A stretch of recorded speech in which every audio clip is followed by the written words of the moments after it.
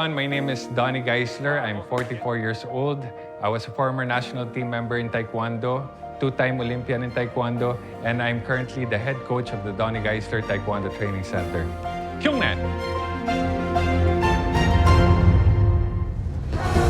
Doing sport is a very positive thing. Teaching young kids martial arts and taekwondo will really help a child become a better human being in society. There is no gold medal yet sa taekwondo sa Olympics. You want to achieve and get that gold medal for the country, so there's pressure there. In the years to come, I want to create future Olympians, and hopefully the future gold medalist will be my student. Now that I'm a teacher, I work almost 7 times a week. It complements me now because MX3 is like a protective gear for my heart. I really need it as part of my diet because I knew that it's high in antioxidants. So I needed that to protect my cardiovascular system. Especially if you're an athlete, you should have stamina. And of course, I had injuries in the past, and the anti-inflammatory properties helped me recover. At this point in time, you want God to be there for you all the time. And of course, we have to exude that character of being a good person. And there are times when you will ask for God's guidance and you will seek for, wishes from Him. Just keep on praying, and I'm sure Jesus Christ and God will give it to you.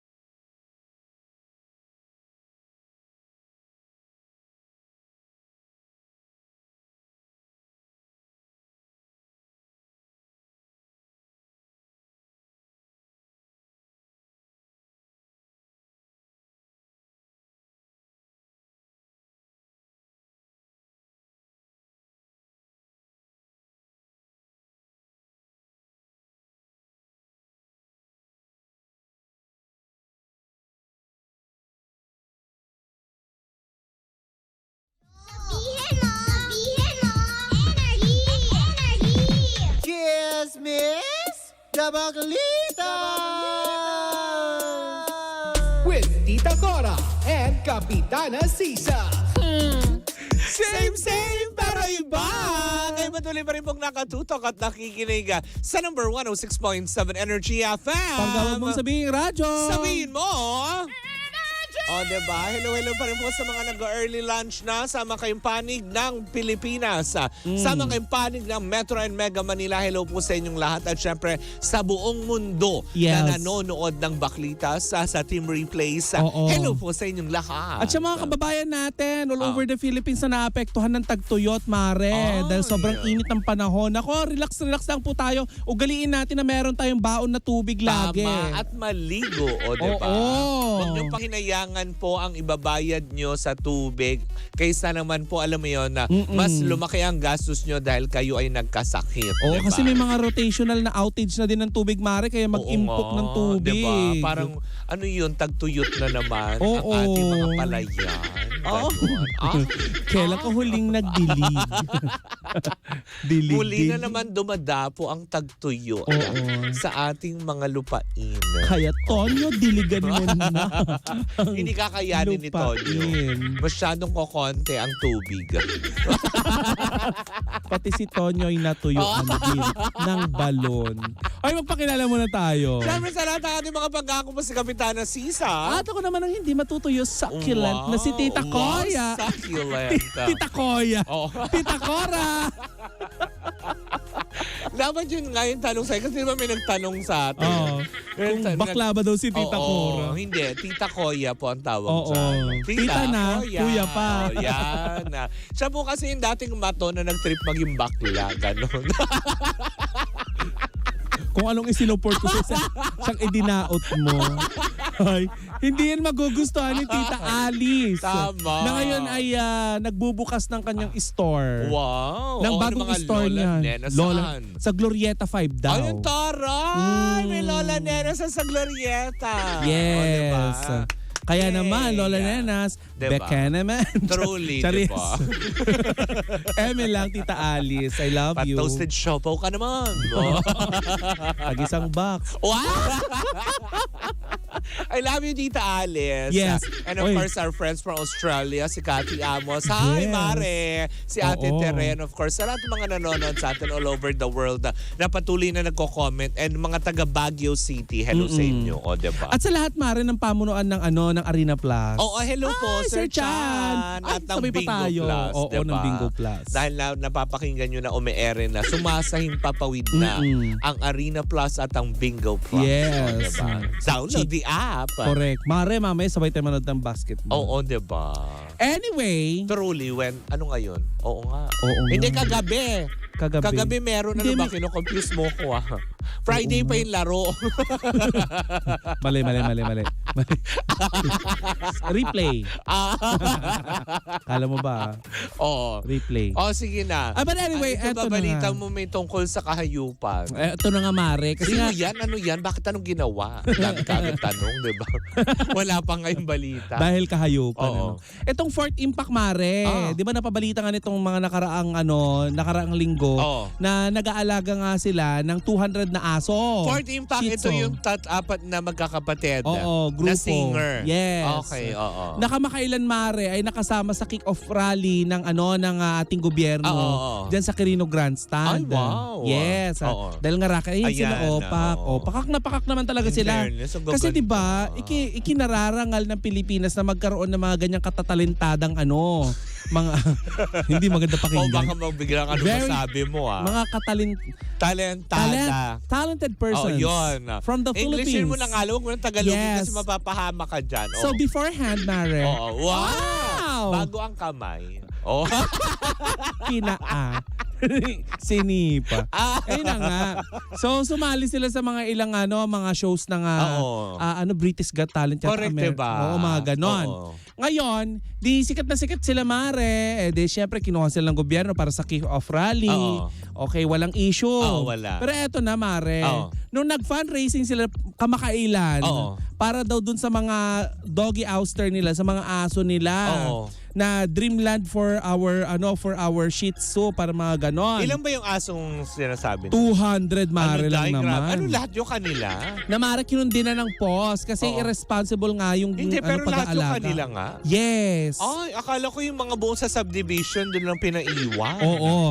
Nag-fundraising sila kamakailan, Mare. GoFundMe ang Oo. yung fundraising nila. Oo. Na dreamland for our Shih Tzu. Oo. Shih Tzu dogs. Oo. Ngayon, Mare, question ng mga ng mga utawnes. Sabi, Oo. bakit kayo nanghihingi ng pera pambili nyo ng lupa kung saan nyo ilalagay yung mga aso nyo? Ah. Samantalang meron kayong pambili ng plane ticket at Para ticket. manood ng Taylor Eras Swift. Tour.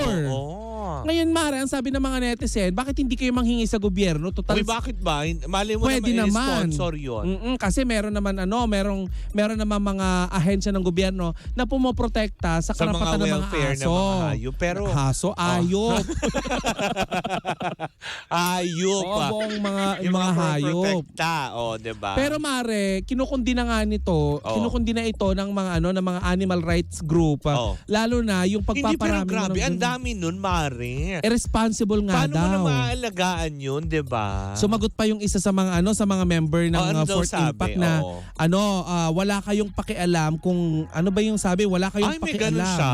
Ate Chona? Yes, sumagot-sagot, Mare, na wala kayong pakialam Oo kung nga ano. naman. Mali nyo ba naman? Di ba Ayan, kung 200 sabi yun? niya, I don't care with your comments. Maka-comment ka lang Mind your own business kasi hindi mo naman pera ang ginagastos mo to take care all of them. Pero bakit ka Mare, nang hihingi? yun nga. Through ano yun? Charitable? Oo, parang GoFundMe, parang sila fundraising. Fundraising, oo. Oo. Ba't ka nang nagpa-fundraising? Sabi nga, Manghingi ka sa tao.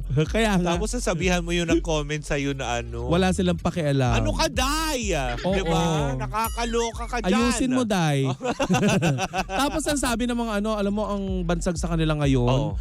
online limos later, Online limos now, Oh. tapos Eras Tour later. Ah. Parang, alam mo, So in short, yung panapang-racing, pinapanggastos nila pang luho? sinasabi ng mga netizen. Pero hindi naman natin yeah. kumpirmado kung doon napupunta. Yan naman Pero, mahirap kasi pag nanghihingi online, mm-mm. diba? Sa kasalukuyan, Mare, Oh. idinown na nila yung GoFundMe na fundraising. Baka nakabili na ng lupa kaya? Baka naman, na-donatean na. O, diba? Baka nakaipon na. Ikaw ba, Mare, may aso kayo sa bahay? Wala. Kasi may mga bagets kami. Sorry I have Oo. nothing against sa mga fur mommies. Animals. Yun sa mga fur parents, diba? Yes. Pero kasi kami ever since nung may nakagat sa amin, Mm-mm. we stopped. Adapting. Oo. Kasi kumbaga parang siya, lalo pat may mga bagets kami sa bahay na maliliit. Mm-mm. So kabukot, no? Mm-mm. Diba? Tsaka Mare, syempre, ang mga aso kasi, dapat mas malaki yung yung lugar kung saan sila nagtatatakbo. Oo. Kaya nga, di ba, winowalk yung mga yan? Correct. Kasi di ba parang hindi naman dahil, syempre, hayop din ako. Charot, hindi. Mapagmahal naman tayo sa mga animal. Hindi, diba? Yung mga ganong aspeto. Sa mga hayop pa Hindi, naman, kasi animal. di ba yung mga pag may certain space lang silang nilalakaran. Correct me if I'm wrong ha. Parang nasistress sila pag yun at yun. Yes. Oh. Nagdadala sa kanila ng stress yun. Oo. Kaya nga, Mare, ang daming mga kumukundina dito sa Fort Impact. Kasi Oo. nga, sabi nila, napaka-irresponsible nyo naman. Bakit nyo hinayaang dumami ng ganyang karami ang mga Yung mga alaga animal nyo? nyo. Tapos, manghihingi kayo ng pambili nyo ng lupa kung kani-kanino para nang sa ganun Tapos ay pag maalagaan nabili ang yan. lupa, ano susunod? Pagkain. Oo. Tapos pangpagamot. I doubt naman, Mare, na hihingin nila yun kasi masisipag naman itong magkakapatid na Well, to. sa bagay, di ba? Oo, kasi napapanood ko sila ngayon sa TikTok yata nag-online selling din sila. Ay, talaga? Oo, parang kinukuha sila ng certain brand. Oo. Tapos may mga racket. Eh, good kung ganun, Mare. Pero yun nga yung lang. aspeto na parang manghingi sila, parang tipong medyo doon nga ako nagtaka. Ha, talaga ba? Sila nagpa-fundraising para doon sa mga alaga nilang mga hayop? Oo. Eh doon naman sa mga sa mga nambabash sa kanila, siguro hayaan nyo na lang din. Wala din naman tayo maitulong sa mga aso nila, 'di ba? Kung wala tayong maitulong, di hayaan na lang natin Tama, sila. di ba? Eh hayaan nyo yung mga sumusuporta sa kanila na magbigay ng pangbili nila ng lupa. Tama. Hindi, tsaka isa pa, di ba? Be responsible for parents. Kasi syempre, hindi porket usol magkaroon ng aso, ng tuta, ng pusa, ng pabo. Di ba yung mga Oo. ganyan? Alagaan nyo lahat. Kasi unang-una dapat, responsable muna kayo dapat sa inyong mga sarili bago kayo mag-adapt ng mga ganito na magiging alagain. Oo, kagaya ko, Mare. Ano? 'Di ba? Yung mga pusa doon sa amin. Oo. Kasi nga dati, sabi ko, kawawa naman itong mga pusa na to. Inalagaan ko na. Oo. Pinapasok ko na, pinapakain ko na kung ano. ang Pero galing. I'll make sure, Mare, na I'm hindi... so proud of you. Thank you. I love Grabe. animal. Oh. Okay. I love animal, especially cat. Oo. Ngayon, hindi... Oo, kasi, Mari, naalala mo yung dati, Oo. yung, syempre, irritable ako. Para Oo. nakonsensya ako doon, yung Oo. natabig, yung ano ko yung ulo. Yung Napektusan mo. Napektusan ko yung pusa. Tapos mula nun, sabi ko, kung sa akin kaya gawin yun, di ba? Tama. Pektusan din ako ng pusa. Kasi 'di ba, inagawa ka niya ng chicken wings. Oo, which is wrong. Oo. Kasi may cat food naman sila. Arte na nga ng mga pusa ko. Kinaldagan mo. Oo. Dati pa 'yon. Ay, oo. Yan na naman. May mga mababash Mababash. sa akin. Animal cruelty daw. Dati pa kasi 'yon. Oo. Binugaw ko, pero malakas yung pambugok. Ang laki kasi ng kamay ko, malaki pa sa mukha ko. Na ganun yung, gumanon yung pusa. Yung bugaw niya, sampal. Oo. Hindi naman ikinamatay ng pusa yung yung pagbubugaw ko. Nahilo lang. Nahilo ko. Pero ngayon, Mare, nag-aalaga na ako ng mga Hindi stray totoo cats. yan, di ba? Ang galing nga kahit yung partner mo, di ba si Iyo? Oo. Yung iyong asawa, ay talagang, Mahilig sa pusa. pet lover talaga. Wala naman kasi kaming anak. Oo. Pero responsable kami, Mare. Hindi kami Tama. manghihingi ng panglupa. Oo. Para Tsaka ng ano? pangkain. Oo. Ng mga pusa, ganyan. Nakakaano nga, di ba si Chang Ami, yung Oo. kapitbahay ko na may tindahan. Oo. Minsan bibili ako ng sardinas, Oo. yung hindi ko na babanggitin. Oo. Kung ano, Oo, ano na naman ay, na? hindi! Oo. Bibili ako ng mga syempre, di ba, Oo. yan, hihimayin ko yun para sa mga mingming ko. Sabi niya, ay, buti pa yung mga mingming mo, ganyan ang pagkain. No? Oo. Samantalang ikaw, carrots na nilaga.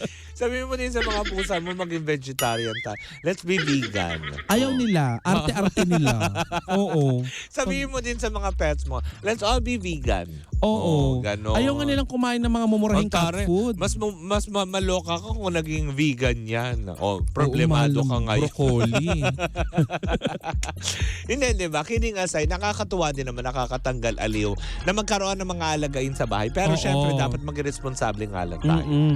Malaki kaya bahay ng Fort Impact para mag-alaga ng 200 dogs? Diba? Di natin alam. Baka Kasi ang dami 50 nun. sila since 4 sila. Oh. So, Palitan na. 50 muna sa 50 sa 50, Oo. 200 to. Oh. Diba? oo, sa yung putol ang buntot. Tama. Ganun.